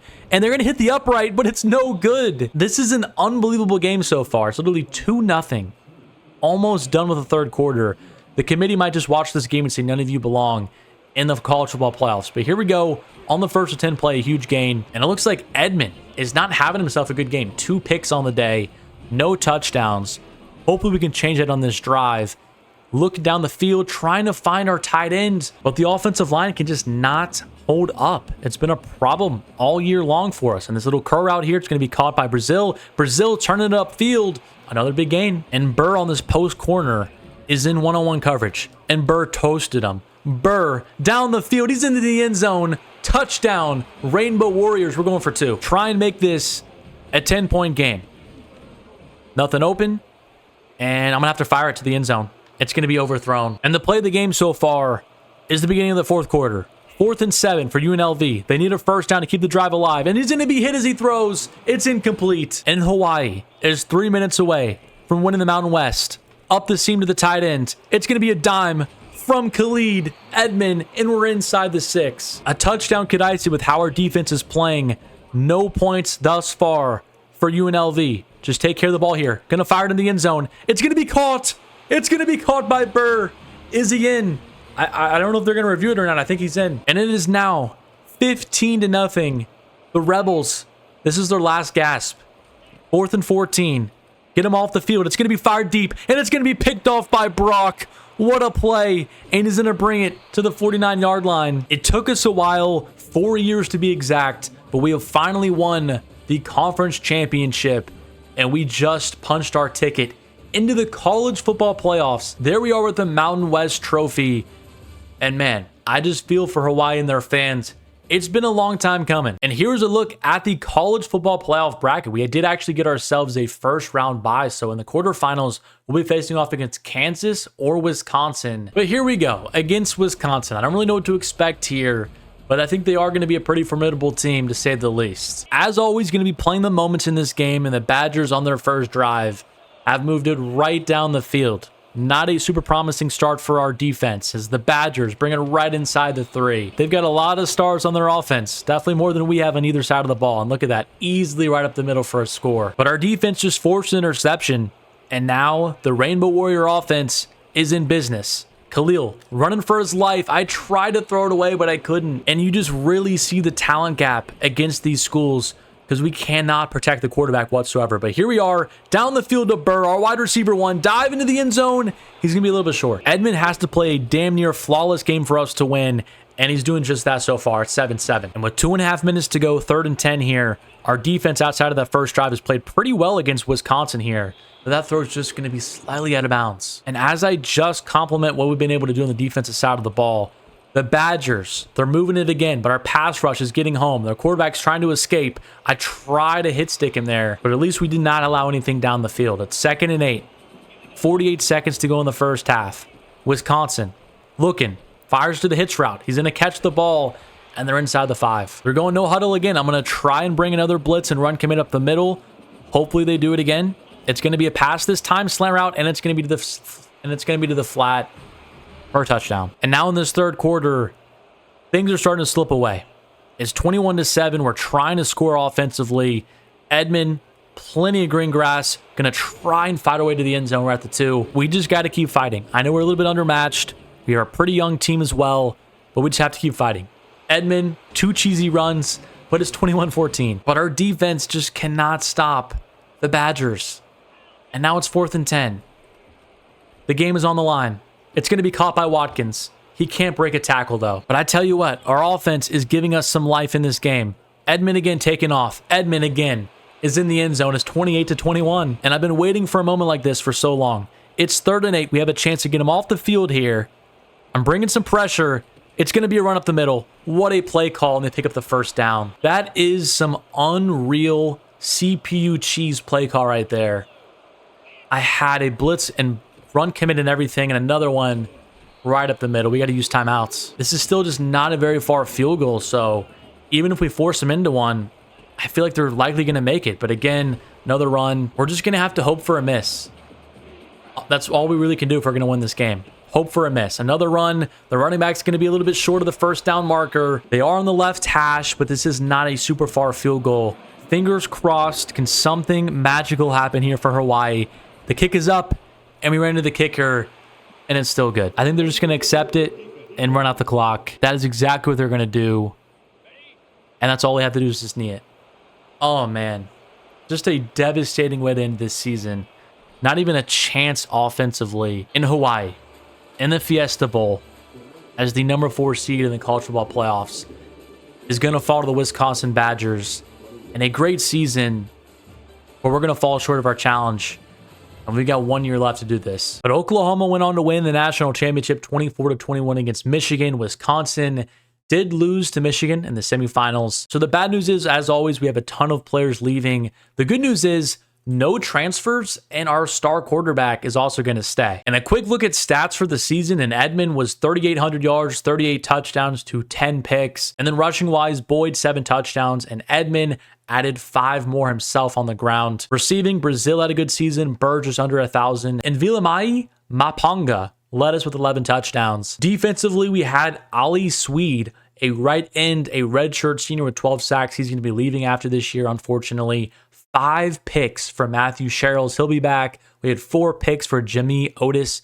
He will be gone, though. There's only one player from Hawaii in the transfer portal, and it is Nate Keenan, but he has a deal breaker with us because of our pro potential, so we can add anybody else to our recruiting class this year. But let's take a look and see where our recruiting class ranks. I don't think it's going to be super good. Probably where it was the previous year, and it's going to be at number, still going. It's outside of the top 100. It's 108. That is by far the worst one that we've had. I don't know why that's ranking so low. Here are the trending results for the team, and I don't know what the overalls are saying, but that's just not accurate at all. This is by far the best team that we have had. I mean, a 91 overall right guard, a 90 overall quarterback. I don't understand this is an 83 overall team, but Eric Burr is our best wide receiver. We have Brazil as well. Really not much different from this team. I feel like the trenches is a little bit better this year. Our offensive line definitely took a couple of leaps and bounds with a lot of good players into the 90s. Our defensive line is deep and really effective as well. Our linebacking core is pretty good itself. And then the secondary cornerback, we go 3 deep. Safety, we have 2 players over 80 overall. Maybe the best player on our defense, Johnny Matlock at strong safety, kicker, and punter, of course. But yeah, I don't know why it says that we are definitely higher than an 83 overall team. And I want to take a look. I think every single player on this roster should be from Hawaii because it's year 5 now. We haven't really recruited anybody else. So this guy right here is from California. So Boyd, redshirt seniors, that means he would have been a true freshman when we started this rebuild. But man, really every single other player is from Hawaii. We built an entire Hawaii team. That is pretty cool, actually. And of course, the final year of this rebuild, this is one of the better recruiting classes that I wouldn't be able to use. 3 4-stars I can go after, a ton of 3-stars, so pretty unfortunate. And here is a look at our final schedule of this rebuild in year number 5. We're number 25 to start off the season. This is our first year starting off the year ranked, so that's pretty cool. But Kansas, number 15 at home to start off the year. That's going to be a really, really good matchup. But then outside of that, again, not too hard. UCLA, Central Michigan, Air Force, then FCS Northwest, and then we get to the heart of conference play once again. So I didn't want to make the schedule too hard, but it is important for us if we do want to make it back to the college football playoffs to take down some ranked opponents on the way there. But here's the first game of the season, number 15, Kansas. It is the senior year of Khalil Edmond. He has to lead us to glory this year. And the very first play of this season, he's going to take off and run and pick up a first down. We still don't have a star weapon, but at least our left guard is going to be very, very good this year, it looks like, and still nothing open. Just going to take off again with Edmond, pick up another first down. Burr is on some press coverage here. He should beat that pretty easily. He does, and a beautiful throw, but it's dropped. I'm really hoping one of these receivers this year can develop and become a reliable target, because if that does not happen, it's still going to be a struggle against some of these top teams on offense. But our first 3rd down, I'm going to try and find the slammer out wide open in the middle of the field, and Brazil's going to hold on. Going to try and get Edmond on the move here and get outside of the pocket. Nothing open. Edmond is under some pressure, and he goes down. Why did that guard not block him? It's 2nd and 20 now, and this is where this offense struggles if we get behind the sticks. Edmond under pressure, taking off again like he's Michael Vick, and Edmond is going to pick up 19.5. A huge first drive for Hawaii's offense, but can we capitalize with a touchdown? Going to fire in the end zone, and Lester's going to hold on. It's 7-0 Rainbow Warriors. But our defense is already in danger with Kansas at the 6-yard line. So hopefully we can get a stop here. The first down play, it's going to go for 4. We might be in for a shootout in this kind of rainy game, which is actually kind of surprising, and they're down to the 1. Need somebody on our defensive line to make a stand here. I'm run committing. I did make the right call, and our defensive tackle with a huge stop. And Kansas, they actually just missed the field goal from 20 yards away. But they did get the ball back and score, and we have a 2-minute drill to end off this first half. Looking for somebody open, just going to check it down here on the little curl route for 9. Might try and take a shot, and I think we have Burr. Burr has a step. Can he get to it? Burr, he's going to hold on. 2nd and goal from the 3. Just going to fire to the tight end. Easy touchdown. Hawaii's back in front. And Kansas must have gotten a field goal and safety because they have 12 points now. So I don't really know how that happened, but here we go rolling out. Just going to try and fire to the wide receivers and completes 4th down. And this is a pretty big kick to make it a 2-possession game. Lining it up, and that should be good. Might be a little bit short, and it is. Our kicker did not have the leg. And now the Jayhawks are approaching our red zone here on 1st and 10. Trying to get a stop inside. Beautiful stop. But we need an impact play from our defense. Our offense really hasn't played well today. Only 14 points, but it is a rainy game. We're kind of a passing offense, so our defense needs to make one more stop here. Firing to the end zone. It's going to be picked off by Almus. That's exactly what I wanted, but he's out at like the 2. And the smart play is probably to just run it. But why not just take a shot here in the end zone? And I see our tight in the middle of the field. Beautiful throw. And it's caught. Gives us a little bit of breathing room here. Now if we get like maybe 2 more first downs, this game could be over. Another throw out to our tight end. He's going to pick up 5 yards. We don't run a ton with this run and shoot offense, but if we can pick up key first downs when we need them, that'd be huge for us. Another 6-yard carry. And if we get a crucial first here, it's going to be the ball game. Edman hands it off. We have the edge, but does Boyd have the speed? He's going to be a little bit short, and he stepped out. That is a massive error. But we have a good chance to pick up this first down, I believe. Our tight end's open. Just hold it. Go down. That's basically the ball game. What a start to the season for the Rainbow Warriors as we try to make it back to the college football playoffs. With the win, we do move up to number 20 in the nation, but have a game against UCLA. Another pretty challenging one on the road. Hopefully we can take care of business again. And we've just been pretty much cruising to victories. We defeated UCLA 17-14, but since then, 20-3, 34-10, and 45-6 against probably one of the worst teams in the game in FCS Northwest. We have our bye week this week and then a showdown against number 22 New Mexico, who's also 4-0 and competing for the top spot in the Mountain West Conference. And recruitment wise, we already have gotten a really good amount of 3 stars. I mean, obviously this doesn't really matter too much because again, we're not playing beyond year number 5, but it is cool to see that we're recruiting pretty well. These 3 4 stars we're in the lead for as well. Probably should get them to sign with us eventually. But our bye week this week, we're up to number 7 in the nation. And things are going pretty well so far. We're on pace again to be one of the top seeds in the college football playoffs. And after the bye week, our first 4-star player, actually a corner. We've been kind of weak at that position, Timmy Anderson. But here's the showdown against New Mexico. I guess they're not ranked anymore. Must have lost his previous week as now they're 4-1. But trying to find somebody for this first down play, we found Hope for a huge completion in the middle of the field. They're still a very formidable team, one of the top teams in the conference this year. So it's paramount that we get off to a very fast start. Can allow one up the seam, but the O-line is leaking already. It's just so hard to be consistent on offense when your offensive line can't block, when your receivers can't really separate, when they can't really catch either, and Edman just has to make play after play. But at the 2-minute warning, it's a 7-3 ball game, and we're trying to get some points with 47 seconds left in the first half. Cross the middle of the field, beautiful play from their linebacker. I thought he was going to stay down on that stick route, fire it over his head, but he made a nice rotation up there. That's what happens when you play on Heisman. But here, a little slot fade. Going to try and lob it up, and it's going to be broken up again. It's so frustrating playing with this Hawaii offense because there's just so much room for error. 1st and 10 play. Up the seam. It's wide open. It's going to be caught by Bitonio. We caught them in some bad coverage there. And that's easy 6 points. But now in the 4th quarter, the Lobos are on the move. We're trying to make a stop here on 3rd and 9. Their quarterback's thinking outside the pocket. And he's short. But our offense, I guess, did nothing because the Lobos had the ball back again, trying to move it down the field. This is a pretty low-scoring ball game. Defensive battle again here for Hawaii. Underneath to their tight end, 7 yards. 2nd and 3, we're bringing a blitz, and we're after the quarterback. Huge play. And now on 3rd and 9, we're trying to get him off the field. I don't know if they would go for it with 3 timeouts. Across the middle of the field to their tight end. He's short. And now on 4th and 4, the Lobos, they're going to go for it. Their quarterback's under pressure.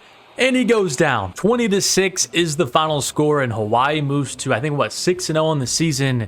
Another truly magical start for the Rainbow Warriors. And honestly, I felt pretty confident about our squad after that big New Mexico win. I just went ahead and simmed really the majority of the rest of the season. We destroyed Nevada. We destroyed Fresno State in our rivalry game. A good win against San Diego State and UNLV, but then had a hiccup the second to last game of the season on the road against Utah State. We fall to 10-1 and 6-1 in the conference, and now a massive game against the Boise State Broncos at home. They're also number 17 in the country. I think this is a must win if we want to make the conference championship and have a chance to repeat and make the college football playoffs. I haven't really been updating a ton this season with recruitment, and that's mainly because we're not going to be seeing any of these players actually in action because, again, this is the last year I'm playing out. But just for the sake of it, I did want to see what number class we could get, and I feel like this is going to be one of our best ones. A lot of 3 stars, a couple of 4 stars as well. Currently, we are ranked number 14 in the nation. Obviously, that's going to dip down a pretty decent amount as some of these other schools behind us add some more 3 stars and 4 stars to their board. But here we go with by far the biggest game of the season so far. We got a 3-and-out from Boise State on their first drive, and we're trying to get some points and put the pressure on them. Getting out of the shadow of our own end zone. Good play from Edmond there. I'm going to lob one up, and it's going to be overthrown and picked off. That is just a disastrous play. They would capitalize that into 6 points, and now we have to answer. We're playing with a deficit. Right up the seam, though, to Bitonio. It's wide open, and it's tied just like that. And as we approach the end of this first half, we're once again approaching the red zone. Our defense has done a fairly good job outside of that really short field. And look at this, right up the seam. Bitonio again. He's just finding wide open green grass. But the Broncos did get themselves in field goal range to end this first half. Hopefully he can push it. We're going to try and get some pressure, and it's going to be right down the middle. It's 14-10. But to start this third quarter, Boise State is once again on the move. We got to make a play here on defense with our star middle linebacker. It's right up the middle of the field. It's picked off by Almus. Our safety comes over and swoops up that interception, and he has some green grass to bring us back inside the 36. But our offense just cannot get anything going. And now Boise State again is inside of our red zone. Can we make the quarterback fumble? We completely whiffed on the hit stick, and they go in front. But to give our offense a little bit of credit, we've answered the bell. We're right back down the field. Nice little hour out here, and we're inside the 5. Just no turnovers, and we should be fine. A little dump off to the running back, and he could not turn and get in the end zone. We're down to the 1. Just going to be smart and do 2 quarterback sneaks. One of these has to work. Edmond is a pretty big quarterback, and he's in. We regain the lead. But our defense, which has been pretty good all game long, I mean, really only 10 points allowed, they didn't come on a short field. We should be able to make a stop, and oh my goodness, I thought I had a chance to pick there. Can our star pass rusher get home on 3rd and 10? I think Boise would have to punt if we get after him, and we do. He's going to fumble the football. Somebody dive on it. But Boise State is going to retain possession. And surprisingly, they are going to go for it here on 4th and 20. I don't know why. They have 3 timeouts. But the CPU is going to be a CPU. But here we go. The game on the line. 20 yards. Just don't let him get that. And it's going to be thrown up. And it's going to be intercepted. Matlock with a beautiful play. And now we can just ice this thing. We forced another interception. 1 knee. This game is over in Hawaii. Is going back to the Mountain West Conference Championship game after taking down number 17 Boise State. Was not a very pretty game, especially offensively, but we got it done. That's all that matters. So we end this season 11-1 and 7-1 in the conference. Our championship game is going to be against Colorado State, who is number 25 in the nation. I guess due to our 1 loss, Colorado State is the host of this game. And being a school from Hawaii, playing in the snow in inclement weather is definitely not a big advantage for us. So the first play is going to be an incomplete pass. So I will be fairly interested to see how this team responds today in this very cold environment.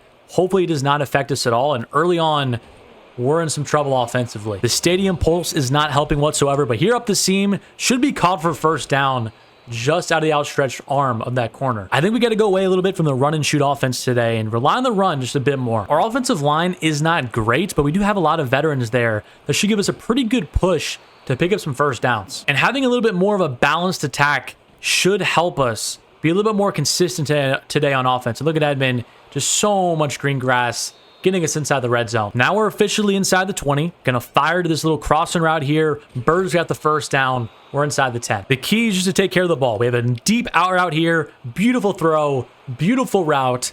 It's 7-0. Our defense forced a Rams 3-and-out. And guess what? Our offense is once again on the move here, trying to find our receiver across the middle of the field, but we're hit. And I kind of want to go for it, but it's just smarter to kick this field goal. Hopefully, I have a little bit more power this time, because that was definitely the reason why we missed that 1 field goal. But this one, right down the middle, is good. 10-0. And in this first half, Colorado State just can't even touch our defense. And here up the seam again, risky throw, but we got another first. If we can get up 17-0 at halftime in this snow, that would be huge. And up this sideline, it's going to be thrown out of bounds. Bad throw from Edmond. 2nd and 10 now after the incompletion. Hope should be wide open here. He's going to hold on. We're inside the 50. And now we're going to try this wide receiver screen. This play is very dicey, and yeah. So now we got a 3rd and 10. And it's kind of hard to see these defenders on the field, but oh my goodness, what a catch. It's like some of their green jersey blends in with the dark green grass. It's like a little bit of an advantage. So here we go on the screen pass. Barely got that throw off, and Boyd's going to pick up 6 yards. Inside 40 seconds now. I wanted to throw that up the seam, but we're just going to take the easy check down to Burr, and Burr is going to barrel his way in for a touchdown. It's 17-0. And to start this fourth quarter, Colorado State's going to go for it. It's a run up the middle. Oh, it's a play action. Beautiful play. Iran commit, and they're going to get the ball all the way inside the 11. They would capitalize that into a touchdown. And now we got to get some first downs to ice this game. And it's 3rd and 6 play.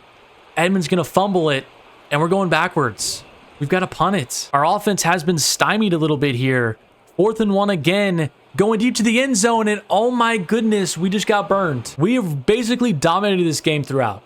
But this is what happens when you get complacent on offense and your defense lets up. And Boyd on the first down play is going nowhere. We cannot give this ball back to the Rams. We need to pick up a first down. Boyd's bouncing it outside. That is huge. Actually, it's Leo, and he's going to pick up a huge conversion. That should really just about do it here. As long as we don't fumble the football. They only have 1 timeout left. The guard's going to pull here, and it's another first down. And that's going to do it. And here is a look at the college football playoff bracket. We are officially in the number 9 seed going against Kansas State in the first round. I guess they saw what we did last year when we had the first round bye. Elected to not give us that one again, although we went 12-1. The Heisman Trophy winner was this receiver from Utah who didn't even have 1,000 yards. Okay. These are our only injuries heading into the game. We do have our best defensive lineman going to be missing the first round of this playoffs because of a broken thumb. And then our left tackle has a broken tibia. So he's not going to be playing at all for us. That's a pretty big loss. But here we are on the road against Kansas State in the opening round. We already defeated Kansas this season in week number 0. Can we defeat the other school from Kansas in our first playoff game? The first play did not go super well. I think today we need to be balanced again. It worked pretty well last week against Colorado State. And on 2nd and 10, we get 1 yard. And what won't work well is being behind the sticks. We have to do a better job than this. Going to dump it off to the running back here. Can he get to the sticks? And he's going to be just short. I'm going to be risky here, do a quarterback sneak on our own 34. Trying to start this game off with a bang. And we are going to get it. That was way too close for my liking. But all that matters is that we're moving the chains. 1st and 10 again. Little drag right across the middle of the field. Nice catch. 2nd and 1 now. Still don't see anything open. Just run, Edmond. Just run, juke inside, don't fumble the football. He took a big hit. Brazil's getting pressed up the field. He can't get any separation, though. And we're just going to take off again. If they're not going to account for me with a quarterback spy with Edmond, you just got to take off and run because he has that mobility. And just like that, we're inside the red zone. Our offense is very potent. Definitely one of the best in college football. And I'm going to fire one to the end zone here. I see him in the back of the end zone. Bitonio is going to hold on. 7-0. And the Wildcats did answer. But our offense is on the move. We're across midfield, a big 3rd and 8 here, trying to pick up a conversion. I'm just going the wrong way. I got to fire here to our wide receiver, Burr. It's dropped. Luckily, our defense made a good stop, but we need some points before half. I don't want to be tied or even down going into break. Edmond just take off and run. That's our really best play right now. You might call me a madman, but I'm going for this. And Burr, slant route, he caught it. Oh my goodness. The chains keep moving. We're still in this ball game. I don't see anything open again. We just got to throw it away. I'm not doing a great job staying in the pocket, but my first instinct when there's no read open is just to run, not to really like step up. But here we go. A dot across the field to Bitonio again. We're going to call a timeout. Again, 1st and 10. Trying to find somebody open. I probably had Bitonio there, but we're just going to pick up another first down. No huddle again. I think for the most part, we are in field goal range, but I just wanted to get a touchdown. This deep out to Bitonio. Beautiful toe drag. And now we're in business to get a touchdown if we're just smart with the football here. I see Burr on this slant route. It's going to be covered. Going to get outside the pocket. Now I'm going to fire it to Burr. Burr! Oh my goodness. That was a devastating play. But the good news is, in this 3rd quarter, we're already back in the red zone. And again, I still don't find anybody open. I'm going to fire to the end zone. This time, Brazil came back for the ball. It's 14-7. And our defense, I think, forced another turnover. We're like living in the red zone after that first quarter. Burr on this little out route. He's got his feet in. Trusting the offensive line, run up the middle, and Boyd's going to be stopped short. We're going to try it again. This is 4-down territory. Boyd, right up the middle. He's got to push this time. He's down to the 1. And now we have a pitch play on 4th and goal. Boyd, get outside. Boyd, he's got the edge, and Boyd walks in to make it 21-7. And our defense gets yet another stop against this K-State offense. And now we have a nice 3rd and 4 here. Going backwards, but Edmonds got the first. Takes a big hit. But honestly, what a performance from our defense. I don't think, stepped in yet. And the CPU defense has just been clamping down the Wildcats. And look, another huge first down conversion. And Khalil Edmond has a chance to pass for his 3rd passing touchdown of the game. Get up 28-7. And that's exactly what's going to happen here. We are going to win our first playoff game, taking down Kansas State, led by our senior quarterback. And now we move on to face 13-0 Utah. Here's a quick look at who advanced in the bracket. So if we win this game, it's either against number 12 Michigan, who upset Notre Dame, or Oregon. So we have a very tough route en route to the Coach's Trophy. But today we're playing for the All-State Sugar Bowl. And last year we made it to this spot, but cannot get the job done. I'm hoping this is not the ceiling for Hawaii. In this first quarter, I feel like both teams are kind of feeling each other out. No points. Our star-studded defensive lineman should be back today. And we're going to make a nice tackle in the open field, 4th and 9. Look at our offense go. Scoring a touchdown, but again, we're put on defense. Look at a huge hit across the middle of the field. And then very next time I'm put into this game, it is 21-6. The CPU just said, hold up, you're going to ruin it. Let me take over. And now we have a first down. I don't know why there's been like no moments this game, but I don't really even care. We're getting the job done here, 21-6 against the Utes, who have to start using their timeouts. Look like Edmond is having a pretty good day, but he does have 2 interceptions. Our defense has just been so good, as we're going to pick up another first down at the 1. And this is to go up 28-6 with less than 2 minutes to go. Boyd dives over the top, and that should just about do it here in the Caesars Dome. But that is it. We just took down 13-0 Utah, 28-6. It wasn't even a close game. I barely had to do anything. The CPU just took over, and 324 yards and 3 touchdowns for Khalil Edmond. And we're moving on to the semifinals against either Michigan or I believe it was Oregon. And in the Fiesta Bowl, Michigan is going to be our opponent. They took down Oregon 27-17. And if we do advance, it's either Alabama or Georgia in the national championship. But first, we have to take down the Wolverines in the Fiesta Bowl. And it's going to be tough because they have a big overall advantage. But can we just continue the magic that we've had the last several weeks? Let's see the first moment that they give us if they like sim half the game. Actually, we're going to get the ball. And Edmond gets a chance to stake his legacy. The very opening drive of this game. Nice little crow route here to Brazil. He's going to hold on. And I do like kind of getting the ball first trying to play moments because I feel like I give the CPU kind of a boost with scoring first. And here we go. Cross the middle of the field. Another big completion. And this Michigan defense has stars all across the field. It's really just going to be up to Khalil Edmond to have a legacy performance. Another deep pass down the field. It's now 2nd and 10. Edmond, I had him up the seam. I still have him. Easy touchdown, Bitonio. It's 7-0 Rainbow Warriors. And there's just been a lot of nothing happening. There's a lot of football being played between the 20s because Michigan, they're finally in the red zone or approaching it with 2 minutes to go in the first half. And their quarterback is just going to throw it away. Perfect coverage. And now Edmond and this offense has a chance to add to our lead before halftime. Just got to be smart. Can't turn the ball over. Cross the middle of the field. 8 yards. And now on 2nd and 2, just going to dump it off to our running back Boyd, who makes a nice catch and juke. Edmond is on fire. He's been dicing up this Michigan defense. Another completion here for 6 yards. I really do wonder about his NFL stock and if he does have a chance to be one of the top picks in next year's class. But here, beautiful out route. Easy conversion to Hope. And now officially in Wolverine territory. I'm going to fire one up the field. It's going to be a little bit late, though. Can we make a play? It's incomplete. Mapunga had an easy touchdown. I just saw it so late. They get one on a post here, and we're just going to head this drag route. We have to do it before Michigan's pass rush can get after us. Bitonio's getting pressed here, but I don't think he has the speed to burn him. Or maybe he does. Bitonio! And I knew he didn't. I try to get over his head. Luckily, our defense would hold, and it's still just balling out. Michigan has 3 points. That's like nothing. And now here, right up the field, it's going to be dropped. But now Michigan, to begin this 4th quarter, they're on the move, trying to take the lead against us. It's been a defensive battle so far, and their running back is going to walk into the end zone. And now a 3rd and 9, down by 3 points for Khalil Edmond. Just hit this drag route. We got the first down. Just keep the chains moving. We've been able to move the ball fairly well. It's just when we get in Wolverine territory, they've just been shutting us down. And here, so much pressure. Is there not a receiver in the area? We're really going to get us for intentional grounding. So we lose 15 yards on that. And that is just, that's devastating. That is literally devastating. But oh my goodness, look at the yards. Khalil Edmond has so much green grass. Juke outside. He fumbled the football. Oh my goodness. We got so lucky that he fumbled it out of bounds. But here we go. 3rd and 2. Hold on to it, Bitonio. Almost in field goal range, but obviously want to get a touchdown. Another little hitch route for 6 yards. 2nd and 4 again. And I don't really see anything open. We're going to take another sack. And now it's another 3rd down. I think we're in field goal range, but I don't really want to kick one, especially from here. And on the slant route, can we get to that? It should be caught, and Bitonio has just been clutch. And I like this play because it usually gives us a designed little dump off. And we do have it. Out to the running back, Boyd. Does he have the speed to get to the edge? Boyd, he's going to get into the end zone.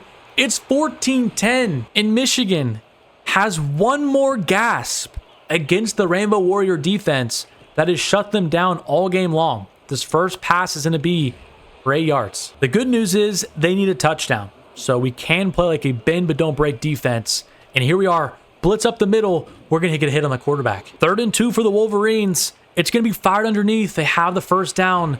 And they're inside Hawaii territory. The clock is moving inside. 1.5 minutes to go. Again, it's going to be incomplete. Some miscommunication on the routes. But we will take it. Because now they're behind the sticks. We just need one big play from one of the studs on our defense. It's going to be fired, and I think he got hit as he threw. 2 straight incomplete passes. Finds us at 3rd and 10. Do the Rainbow Warriors have one more clutch play in them? The pressure. It's going to be... Oh, I thought we had a chance at a pick. This could be the ball game. They do have 2 timeouts. But they really need this. 4th and 10. It's going to be fired. And oh my gosh. He threaded the needle there. How was that not intercepted? It was like a cover 2 hole shot. And we couldn't rotate in time. And now underneath again. Michigan is getting real close. They're inside the red zone officially. 2nd and 2. It's a run up the middle. The running back. He's going to break a tackle. He's going to bring it inside the 5. And now Michigan can basically do whatever they want. They still have a timeout, plenty of time. They don't have to just pass the ball, but they are here. But they are going to here. And we're going to actually get after the quarterback and take him down. I don't know what he's doing, why he didn't just throw that ball away. But now that is a huge stop for our defense. It's going to be thrown to the end zone. It's going to be picked off by Shirley. In Hawaii is going to the national championship game with a goal line stand. And our national championship matchup is going to be against none other than the University of Georgia. They destroyed Alabama 41-17 in the semis. They are only the number 7 seed though, but still, it's Georgia. Their team's going to be loaded.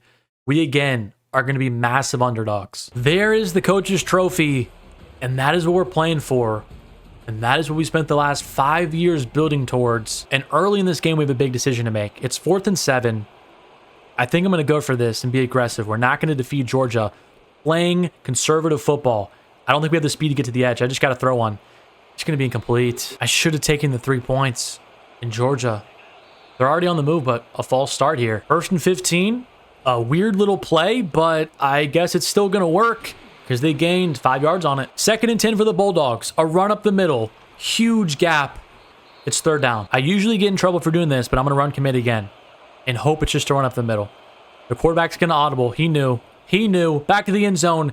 It's incomplete, though. They're going to be forced to settle for a field goal, and that's big for our defense, which has been so good all season. And the next time I'm available to step in, it's a 2-minute drill. Still down 3-0. Our offense has been really struggling, and what's the penalty here? It looks like roughing the passer, actually. That's going to give us a fresh 15 yards. All I can say so far is that our defense is playing out of their minds. I mean, they definitely are overmatched, but look at this beautiful play here, and he dropped it. We just can't afford those mistakes when we're playing Georgia. Out route here, he's going to hold on to that one for a first. We just have such a small room for error with the offensive talent that we have. We can't have drops, we can't have turnovers, and that's why I'm just going to dump it off here to Boyd for 2 yards. Cross the middle of the field, risky throw, but it worked out, and we're out of bounds. I'd love to get a touchdown before half. I want to have this lead, and again, not really anything open. I just got to throw it away, but I'm going to go down. I have to be quicker to those reactions there. And right up the seam, though, to our running back, Leo, and Leo's off to the races. Does he have enough speed? He does. Leo is in the end zone. It's 7-3 right before half. And to begin this third quarter, it's a crucial 3rd and 10. We have to pick this up. keep the gas on Georgia. Gonna dump it off to the running back. Boyd, he's got the first down. I don't know what happened, but our drive stalled out after that conversion. And now we're on defense, 3rd and 6 here. It's got to be a pass, so I'm going to predict it. And I think we have some pressure. Get after the quarterback. We had a chance at a sack, but at least we're going to make him punt. But bad news.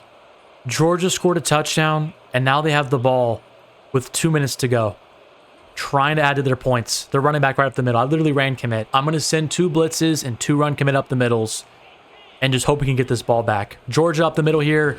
He's going to be stopped short, and this is basically the ball game. If they decide to pass it, we're in trouble. It's got to be a run. It is going to be a run, and he's going to be short. Timeout. Big field goal here for the Bulldogs to go up by 6 points, but either way, we're going to have a chance to go down the field with our senior quarterback and win. We actually have a jump on the kick. It's going to be blocked. Somebody pick it up. And we're going to actually have a little bit of a return here. And we got the ball to 35. So Khalil Edmond in this Rainbow Warrior offense has an opportunity to go win this game. And the first play, I'm just going to dump it off. We don't need to spend too many big plays here. We have plenty of time. Just keep the chains moving. We're at the 45. My heart is starting to pound. And just throw the little comeback route. Hold on to it. Good catch, Brazil. That's a scary route against a star cornerback. That's why I needed to roll out a little bit. But again, to the running back underneath, Boyd. Hold on to the football. Let's go no huddle. We got to take a shot eventually. We've got to take a shot. Trying to get outside the pocket again. Just dump it down. Boyd again. He's going to hold on to it. We can reset the chains. I believe this is the play that scored us the touchdown. Leo right up the seam. And this time they're going to count for him. Getting outside the pocket. Fire it to our star tight end. Hope. Hope. Oh my goodness. I thought I was going to get cheesed into a pick there. Why did Hope not catch the football? 2nd and 10. Drag route. It's going to be open. Batonio. Batonio's green grass. Batonio. Timeout. We are at the 4-yard line. Just no mistake. No sack. Running back Boyd. Make a man miss. Boyd. Oh, we can't. We got to go no huddle. All in slants. 25 seconds. Edmonds getting the play from the sideline. Edmonds sniped the football in the flat here. It's going to be caught by Hope, and he's in the end zone. Hawaii's going to take the lead with less than 30 seconds to go. The fans, they're hyped up. A huge extra point. It's going to be good. In Georgia, they're in some trouble. Officially 15 seconds to go. Georgia needs a touchdown. We're playing prevent defense, and it's going to be picked off on the first play in Hawaii. They're going to do it. I cannot believe it. We have gone on a magical run in this postseason when everybody counted us out. And the final play in this national championship, it's over. The Hawaii Rainbow Warriors are officially national champions in year number 5. This has been one of the craziest rebuilds I've done so far. Finally built up this school, back-to-back really impressive seasons. And now we defeat a powerhouse in Georgia, holding only 10 points with our scheme guru defensive coordinator, a couple of star players there, and with a straight Hawaii roster, we have done it. Final look at her stats for the season. Edmond, 4,700 yards, 44 touchdowns, 13 picks. I do not know how he did not win the Heisman Trophy. Rushing-wise, Boyd had 574 yards and 4 touchdowns. Edmond added in 4 more on the ground. Receiving-wise, it was Burr and Brazil, the 2 studs for us. Defensively, we had Hurtado with 10.5 sacks. We were so lucky to have him towards the end of the playoffs. 6 picks for Chester Moffitt, a redshirt junior from Honolulu, Hawaii. 4 picks for Miguel Almas. He had a couple of really big picks for us in the playoffs. Our class this year was good for number 40 in the country. 3 4-stars, 12 3-stars, and 10 2-stars. I think this was also the best recruiting class that we've had. Here are the trending results for the team, and it looks really, really good. A 94 overall player is the best that we have, and multiple players into the 90s, a ton of high 80 overalls. I don't know why this is 84 overall team. There's just no way that is accurate. But at quarterback right now, it might get very ugly. A 64 overall sophomore is supposed to be who takes over the reins. I quickly just want to send this entire season to see if we can go back to back. I don't really expect it due to our quarterback play, but the schedule, honestly, is not too hard. Arizona, FCS West, Miami University. We're going to be higher overall than pretty much every single team on our schedule. And definitely not a great season. 6-6. We did defeat UConn, who is number 15 in the country now. But I think we definitely did lose some of that championship pedigree with the loss of our quarterback. And stats for the season, Bro threw 29 picks. But that is going to do it for me in this Hawaii rebuild. Let me know in the comment section down below what you thought of it, if you did think this was possible to accomplish, and if you have any other team or challenge you want to see me do in College Football 25. Thank you guys so much for watching. Subscribe to the channel if you are new. Drop a like on the video if you did enjoy it, and I'll see you guys in my next one.